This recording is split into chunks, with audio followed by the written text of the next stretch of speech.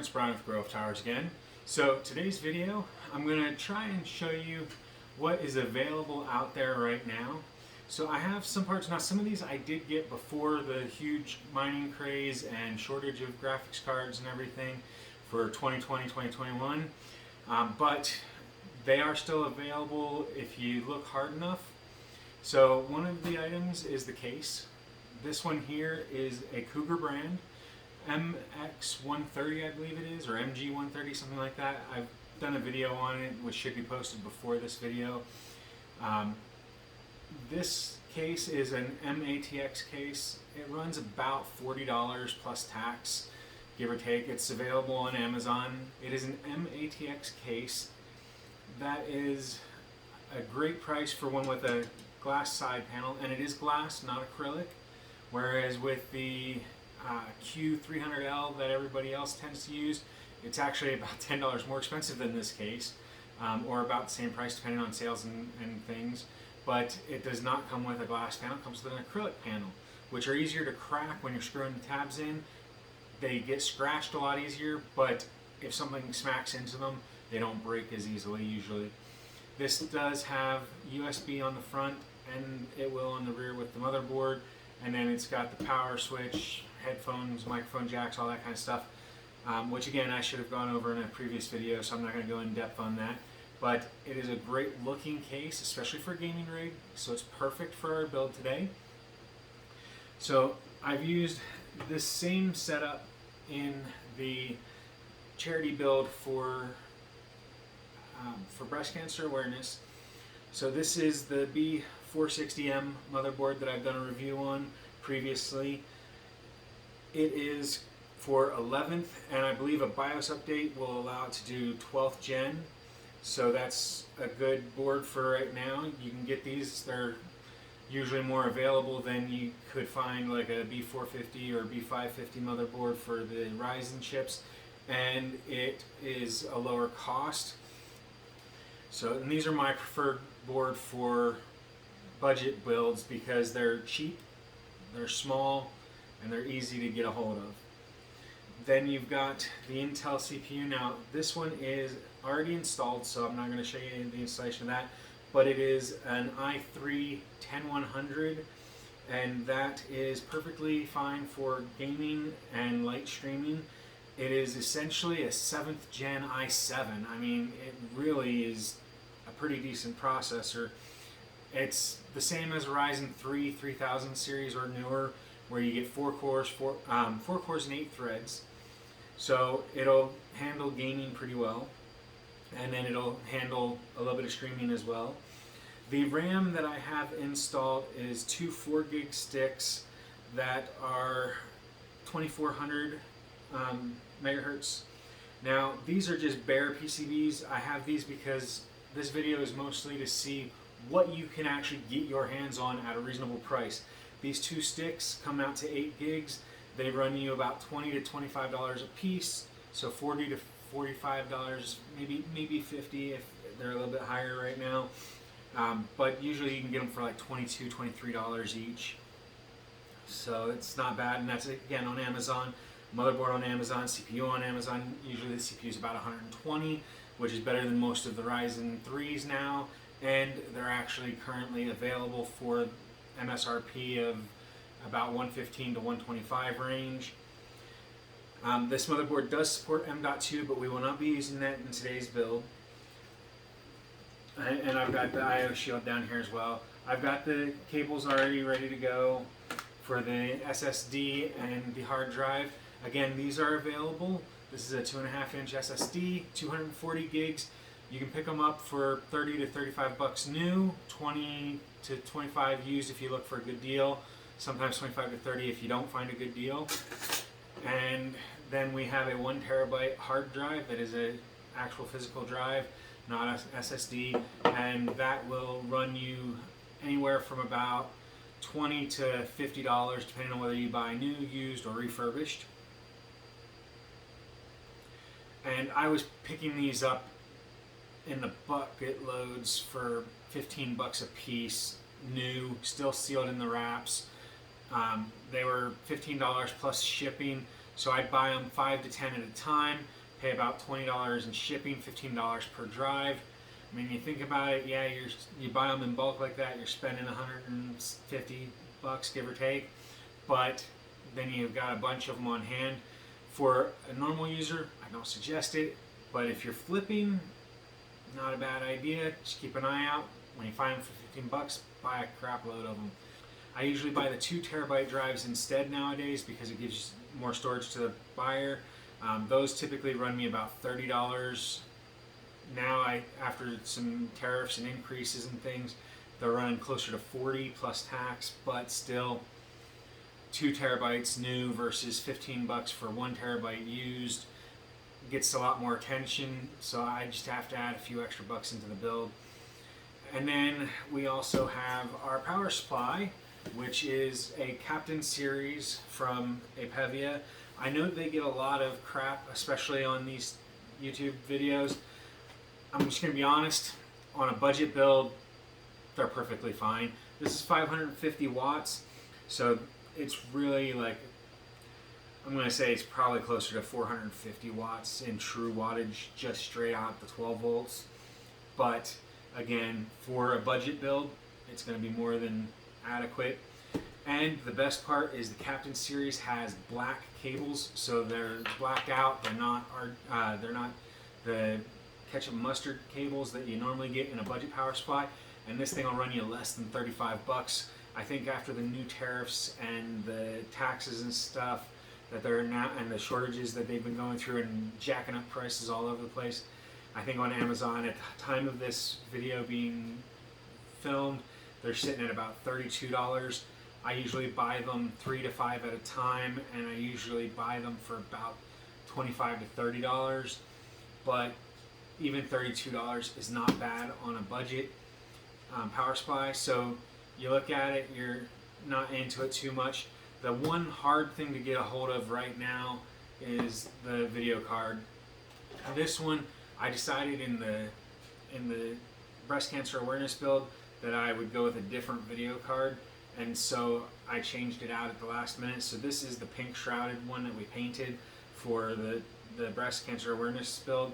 So this has been here for at least 6 to 8 months that I've had it, and so I did get it for a really good price.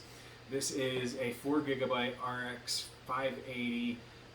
It's the 2048 SP or whatever it is. So it's essentially more of a 570 than a 580. Expect to get about 90 FPS on average with this card.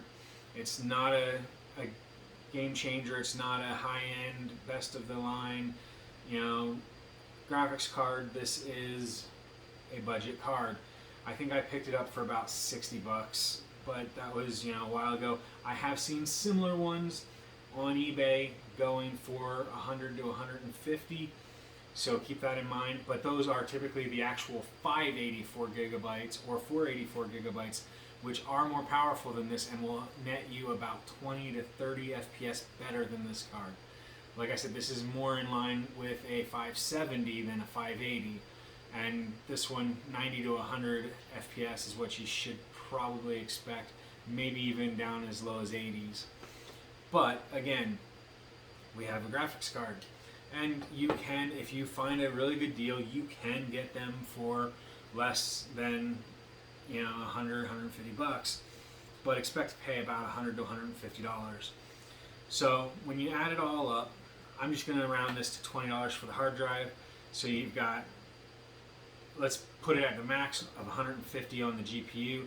You're at 170, 190, let's say 200 because you buy a brand new SSD. So you're at 200, 235, 255, 275,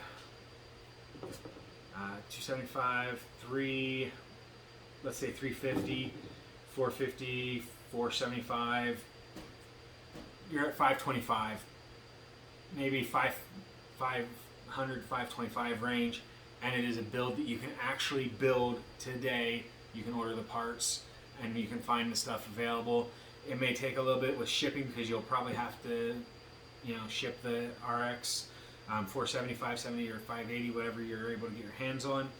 470 or 570s are perfectly usable for budget gaming machines. If you can find one for under $100, grab it. 480s have been coming out from mining rigs. 580s and 480s both have been.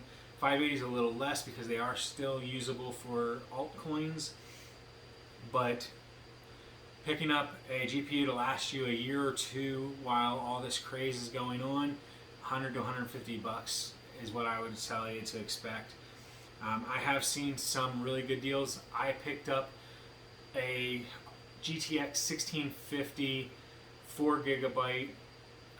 Was an Asus OC model, the Asus Tough series, which it was MSRP 149, 159 range. I got it for $202, including shipping and tax, brand new, never opened from Newegg. So it is able to be gotten. You can get new cards. They are just very, very, very, very difficult to get. So keep that in mind. Now for this build, we are also going to be using my trusty screwdriver, which I've done a video on as well if you want to take a look at that. It's the Oria pen screwdriver. So we're going to go ahead and get started, but I wanted to share all the different components and the fact that you can buy them right now on the market, give or take a few models with the RX 580 here that I have. But I have very limited stock right now because I did sell those 480s. I made about double my investment on them, so it was a great flip overall. I mean, I sold 2 of them for $130 each, 2 of them for $150 each, and one I put into a build that I paid $350 for the computer. I sold it for $500, so I got $150 for that graphics card. So overall, it was a great haul on those cards. They were mining cards, but after doing a repasting and a cleaning on them, which you should have seen the video of that I already posted, it was a great deal for me to buy, great deal for my selling. The buyers overall got great deals because right now you cannot find a 480 for less than $200 to $250. And so when I get these deals, I do sell them at a reasonable price. I am probably going to post this on Mercari. Because of shipping and tax and Mercari fees, it'll probably cost you about $600, give or take a little bit on Mercari if you want to look for it. So let's go ahead and start this build.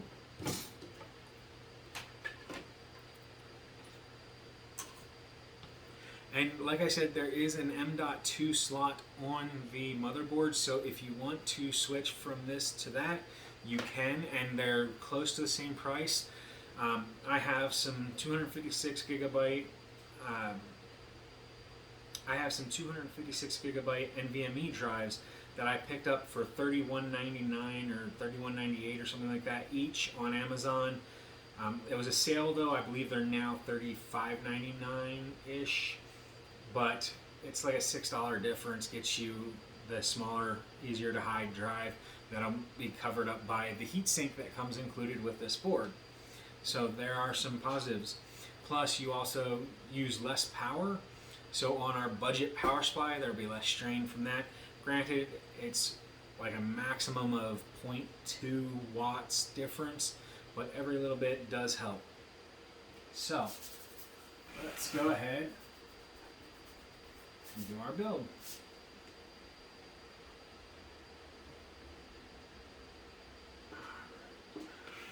I'm going to have to start using my screwdriver already. So.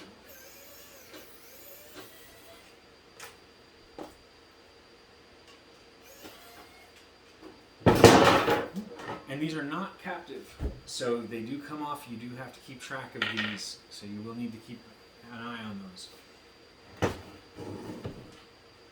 These are not screwdrivers, just no screwdriver used on these. These are just thumb screws, so do keep that in mind.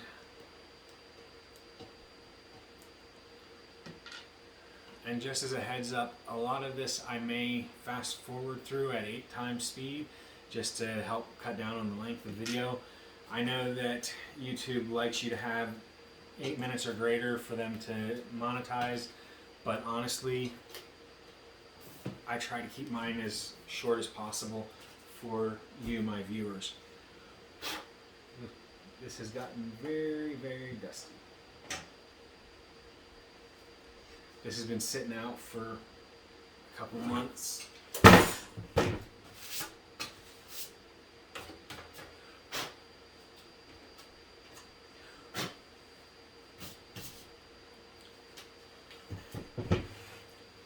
Now, if you've ever seen a power supply unboxing, they're all pretty much the same.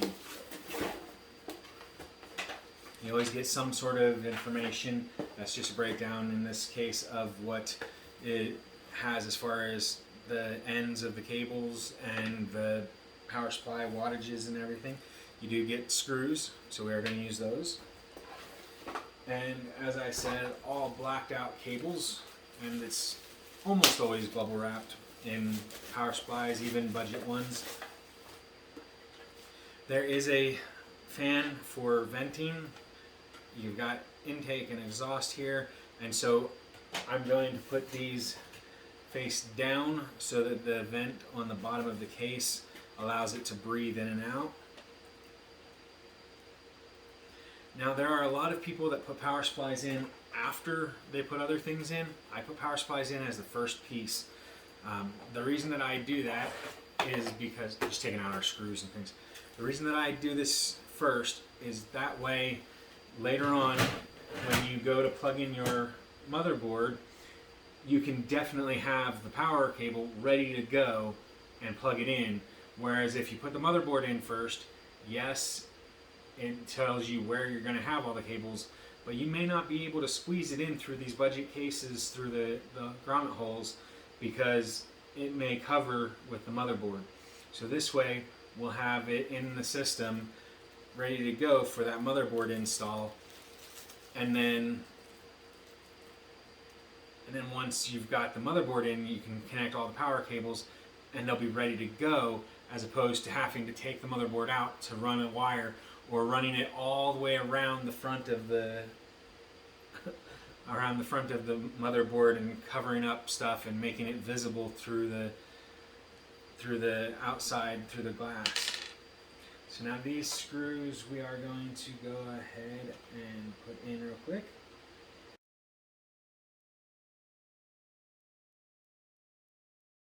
Now, the power supply is technically installed. It's got itself screwed in. If you do want to go with a bigger model, there are bronze 80 plus certified 900 watt Apevia. I think they're technically closer to like 800 watt true power supplies, but they will handle, say, an RTX 3070, 3080, should even handle a 3090. Those are typically about $75, $85 on Amazon. I believe I've done a video on those as well. I do not recall the exact model, but those, again, those are decent budget ones for, I believe they're semi-modular. If I remember correctly, they do have a dual 6+2 pin, the 24 pin, the 4+4 pin are all built into it that you cannot remove, but then they have the ability to do additional cables that they come with as well. So that's something to keep in mind. If you're looking for budget and you want to keep the price low, I don't suggest buying used, because used power supplies are not a good idea. If a power supply goes bad, you can lose the motherboard, the CPU, the graphics card, hard drive, SSD, all or mixture of components. The last thing you want to do is buy a used power supply. Do keep that in mind. Budget or not, spend the 40 bucks for a 550 or the 85, 90 bucks for a 900 watt power supply. Please do not buy a used power supply, period. I use only new ones. The only time I ever use used power supplies is in pre-builts that I'm not upgrading the power supply in. If I'm upgrading the power supply, I always use a new power supply. If I'm building a machine to be sold, it's always a new power supply, always. Refurbished and new for SSD and hard drives, because you never know what abuse has been put on those. But I understand budget. I've gotten away with a couple of used SSDs in the past, but I really don't recommend them. Out of the 3 used SSDs that I've done, I've had one of those 3 fail. And people often say, oh, I've never had an SSD fail. I have, and it was a used one. Never had a new one fail. So keep that in mind as well. Now there will be extra cables that we'll have to hide away, because I'm just being honest with you, this is not a modular or even a semi-modular power supply. So there will be some hiding of cables needed. Now the one downside to this is it does only come with a single 6+2. So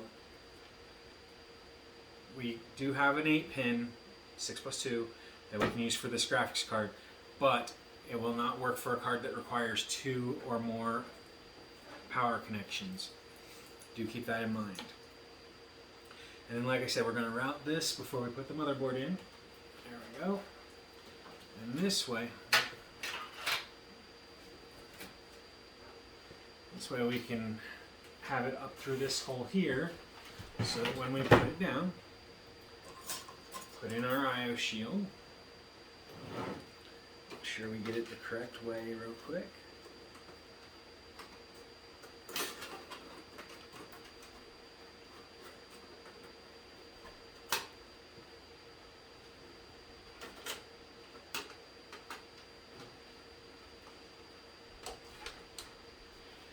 Now, if you've been a part of my channel, subscribers for a while, or watched some of my older videos, you've heard me talk about the fact that I am disabled. My hands do not function normally, so my work doing this is going to be more difficult than what you will experience on average. So bear that in mind as you see me struggling. It's my hands, it's not the difficulty of the case. As far as the case goes, so far it's actually pretty easy to build in. So I can definitely recommend this case for budgets. Now it does include some zip ties, which we will be using. I always zip tie my cables in place. I try my best to get those taken care of so they're out of the way. Let's see here. Now I'm just going to go ahead and open these screws so that we can get whatever screws we need as we need them. I'm pretty confident this is the style that's going to be for the motherboard to keep it in place. Now typically the motherboard will hold up to about 6 or 8 screws. Some models will hold 9 to 10, some will hold 4. This one I believe holds 5. 1, 2, 3, 4, 5, 6. I believe this one holds 6, sorry. The thing about that though is that we can probably get away with only 4, 1 on each corner basically. So just in case we need some of this stuff here. Now I am going to go ahead and also get the SSD at this point put into its little sled.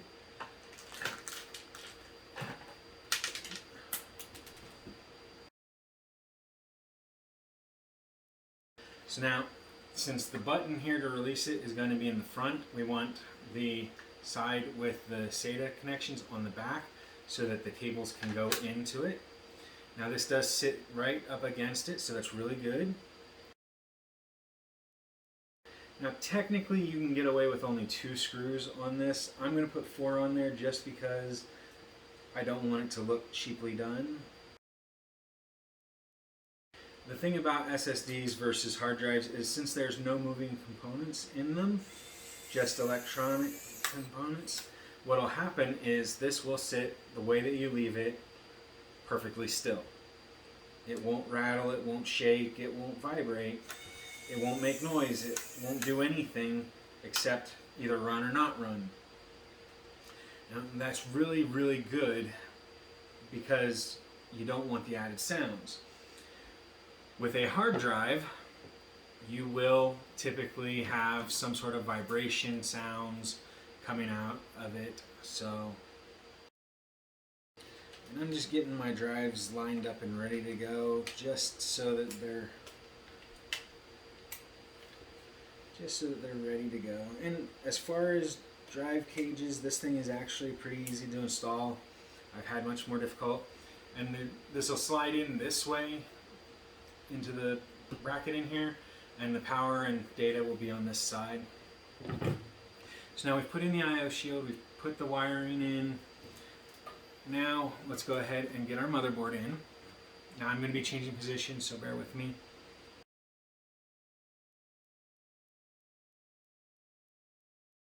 So I did have to go and grab a set of pliers, and a standoff had to come out. It was in a space that is not matched with this MATX board, and so it would have made contact with these traces, which means it would have shorted out the board. So I'm going to cut out the previous bit, and this is the part that you'll see instead.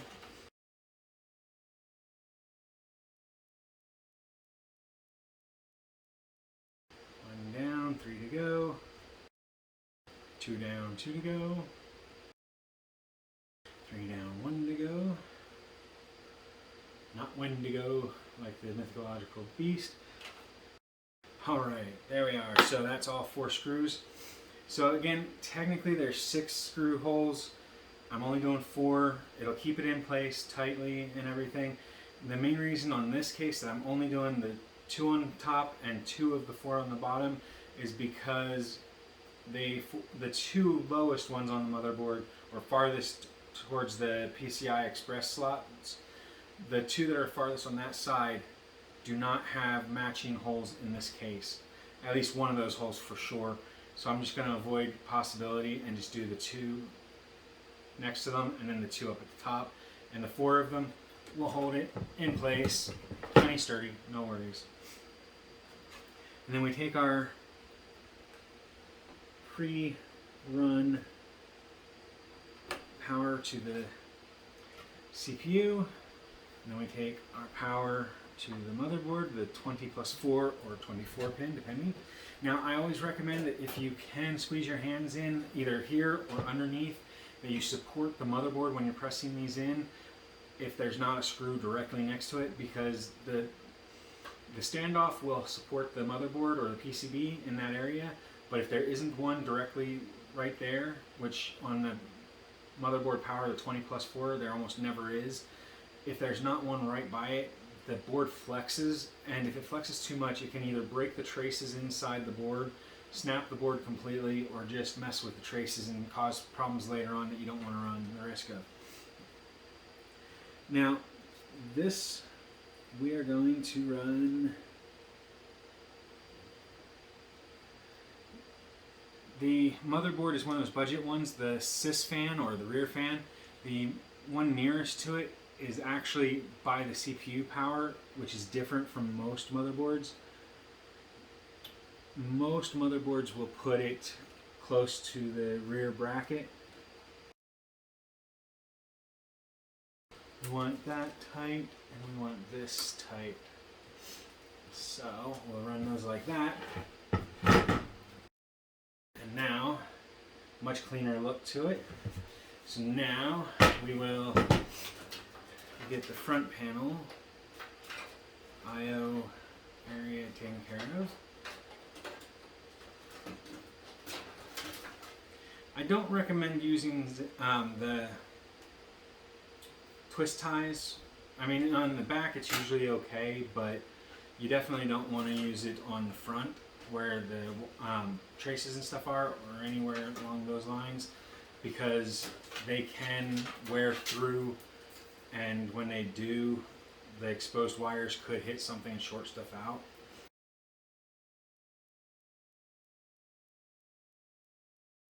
And this is for the SSD, so we're going to go ahead and run that. And then this one is going to be for the SSD as well. Now on these you can use those ties because they won't touch anything back here. So what we're going to do is we're going to tie this off. Now, with a lot of this stuff, you might have done builds before and you might be like, oh, well, I've done that before and it works fine. You know, it may work. It may work great for 99 out of 100 builds. But that one build that it doesn't work in, you're going to regret having done it. Just an FYI, because I can tell you right now, in the one build that I did it in that shorted out, I regret it. I may end up needing more zip ties. So I'm going to have some zip ties brought so we don't run out on the first couple of things here. Alright, so now this motherboard has these items in a typical location, which is towards the lower end.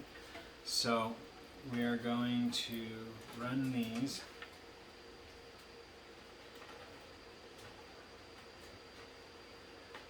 up through, not the farthest one back, but the one towards the middle for the power supply shroud. And these will come up here. So now, audio is in the typical bottom rear corner. And USB is towards the middle. So, again, my hand's not the difficulty of the build. Just my hands don't fit the way they typically should for these types of things. Now the HD audio cable is a bit on the short side, so there is that.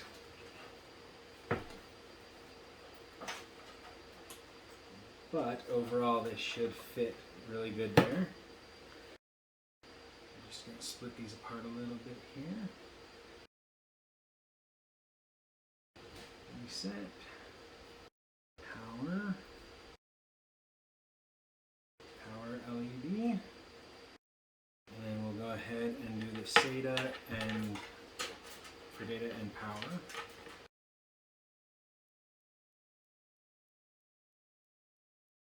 Okay, so now we've run power to the SSD. And we now have it looking like this. So it's nice and clear. Well done. Our next step, we're going to take the hard drive.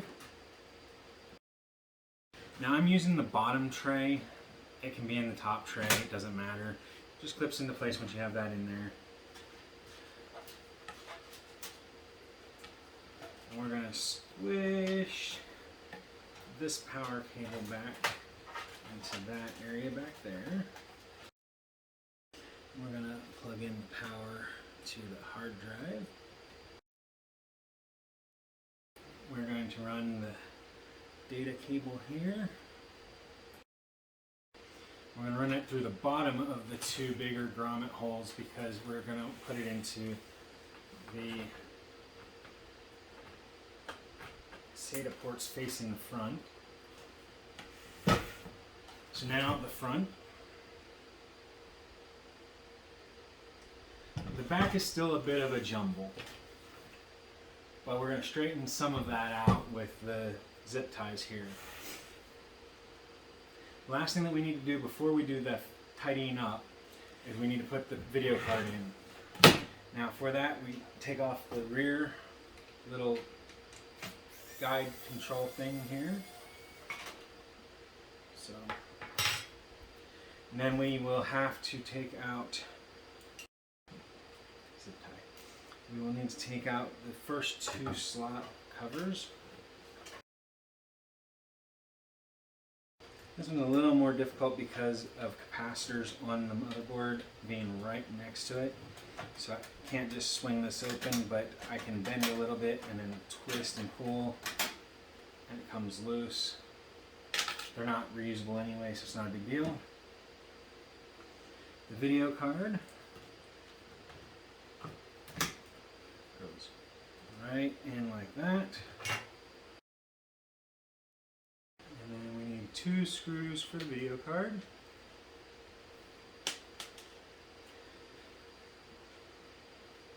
I'm going to end up with a ton of these on the floor if my hands keep this up. And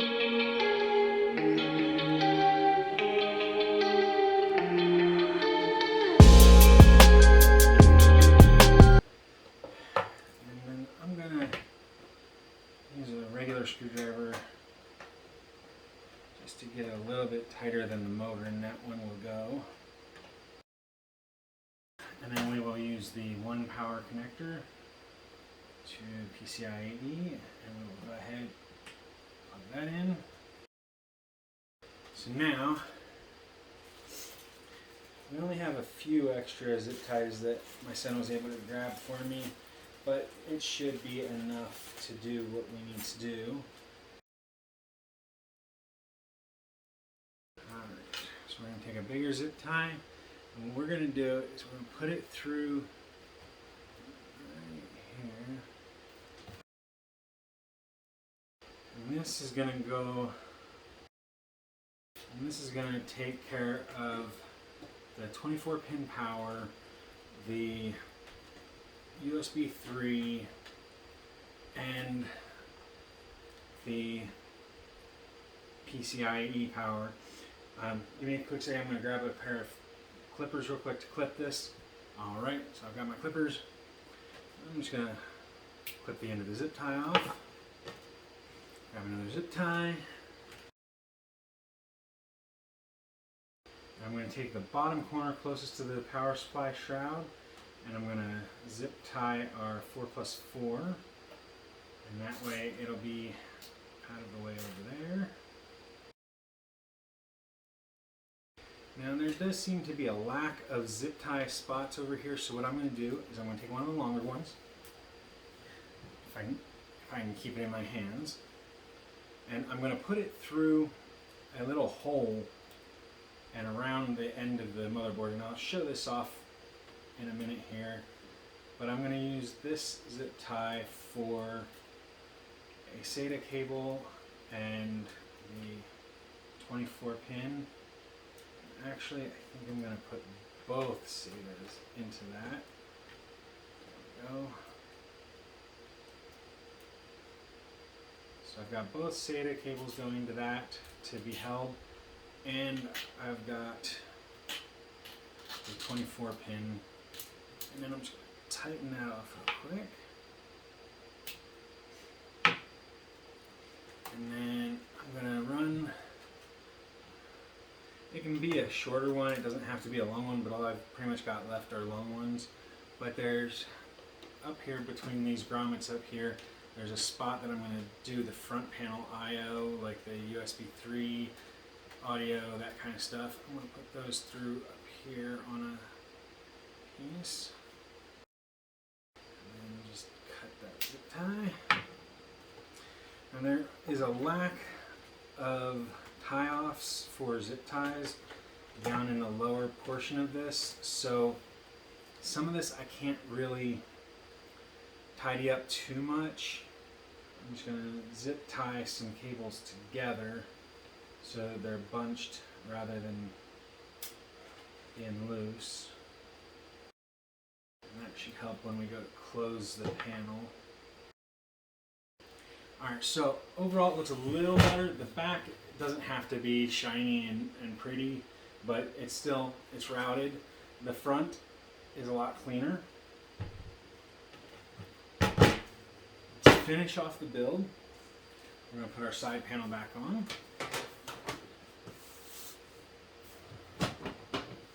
And this one has like a hinge almost style system.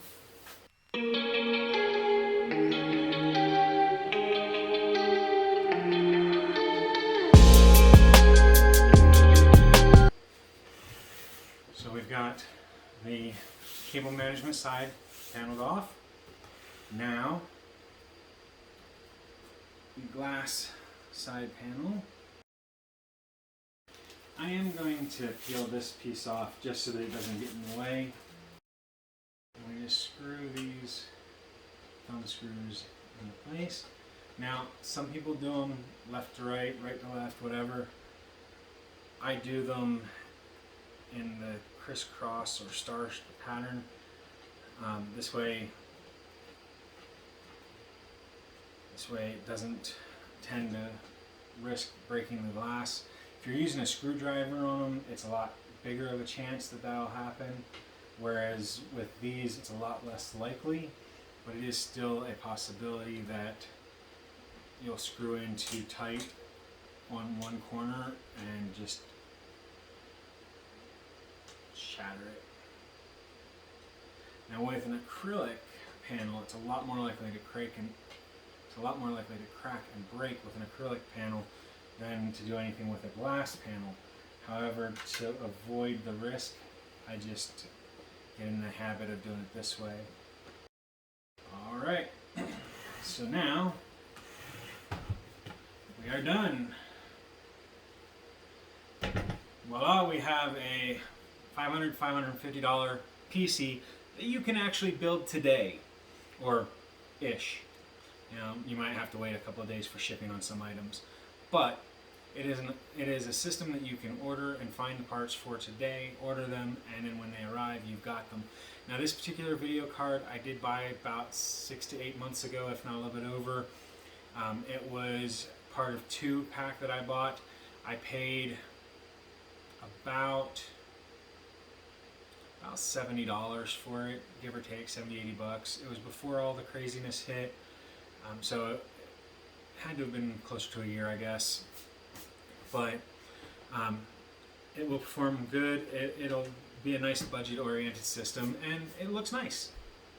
And it's one that you can assemble relatively nearby. You know, you might have to wait a couple days for shipping, but not forever. And that actually looks really cool. So there's no RGB, no bling, but for $30 to $50 you can buy a nice set of fans to go into it that'll add a little RGB flare. You can buy LED or RGB strips for 10 to 20 bucks. Put those in there. There are no RGB headers on this motherboard on the revision that I have. Now a newer revision may have them, this one does not. So I cannot add RGB that's controllable by software unless it has a USB header connector. And there are some of those out there that you can find. You gotta look for them. They do typically run a bit higher. Usually the $100, $150 Corsair fan kits that come with the Commander Node Pro, that usually has an adapter that plugs into the USB. Also sometimes a LED or RGB CPU cooler will have, like for instance, the RGB cooler to the Ryzen 7s that come with some of them, that will typically have a USB header cable that you can run back behind the motherboard and up to the cooler, and it will power the RGB that way, and it will be software controllable. Like I said, this motherboard does not have that, but the only thing missing now is the Windows operating system. So I'm going to end this video here, and I will see about filming an install of Windows soon. I don't know how soon, because tomorrow is Friday the 25th of February, and I'm going to be going in for a procedure on my back that will have me out of things for at least 3 days, maybe even a week, and then I'll see if I can get things done in order for us to do an install of Windows video, and that way we can go ahead and do an install of Windows as a video so you can see how simple that is. It is a very simple process. We'll do that on this build, and then I will post this for sale probably the day after that video is filmed. So anyway, I hope that you all enjoyed this video. If you did, make sure you hit the like button down below. If you haven't already, hit the subscribe button up here in the corner, and that way you can keep up to date on our new videos. As always, if you have a comment about myself, the products, or the channel, make sure you leave them in the comment section down below. But otherwise, I thank you for your time, and I hope you enjoyed it. Have a great day. Bye for now.